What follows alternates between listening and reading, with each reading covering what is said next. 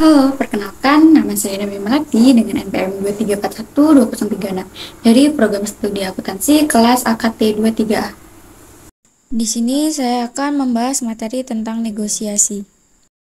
Negosiasi adalah proses komunikasi yang dilakukan oleh dua atau lebih pihak untuk mencapai kesepakatan atau kompromi dalam suatu transaksi, kontrak, atau perjanjian.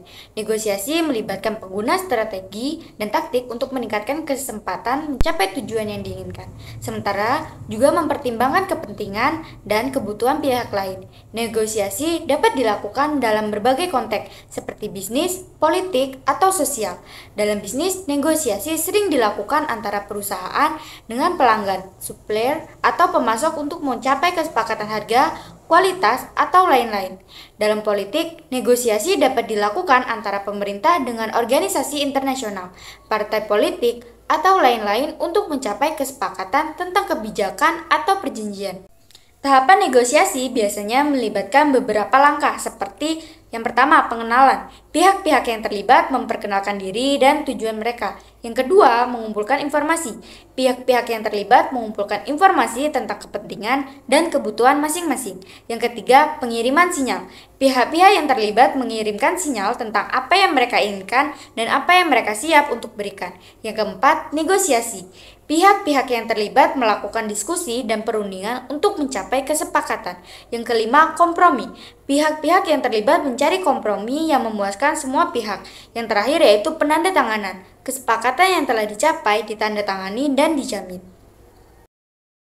Strategi negosiasi yang efektif melibatkan beberapa elemen, seperti yang pertama keterampilan komunikasi, kemampuan untuk berkomunikasi secara efektif dan jelas. Yang kedua, analisis situasi, kemampuan untuk memahami situasi dan kepentingan pihak lain. Yang ketiga, strategi taktis, kemampuan untuk menggunakan strategi dan taktik yang tepat untuk mencapai tujuan. Yang keempat, fleksibilitas, kemampuan untuk beradaptasi dan berubah strategi jika diperlukan. Yang kelima, keterbukaan, kemampuan untuk berbagi informasi dan ide dengan pihak lain. Dalam negosiasi, penting untuk mempertimbangkan kepentingan dan kebutuhan pihak lain, serta untuk memiliki tujuan yang jelas dan spesifik. Dengan demikian, negosiasi dapat dilakukan dengan efektif dan mencapai kesepakatan yang memuaskan semua pihak yang terlibat. Tujuan negosiasi adalah untuk mencapai kesepakatan yang memuaskan semua pihak yang terlibat dalam proses negosiasi. Negosiasi dilakukan untuk mengatasi perbedaan, kepentingan, dan mencapai solusi yang saling menguntungkan. Beberapa tujuan negosiasi yang umum adalah mencapai kesepakatan yang memiliki kesamaan persepsi, saling pengertian, dan pertujuan. Kemudian mencapai penyelesaian atau jalan keluar dari masalah yang dihadapi secara bersama. Ada juga mencapai kondisi saling menguntungkan dan tidak ada yang dirugikan. Ada juga mengatasi dan menyelesaikan konflik yang terjadi antar pihak-pihak yang terlibat. Kemudian mencapai kesepakatan yang memuaskan semua pihak dan tidak merugikan salah satu pihak.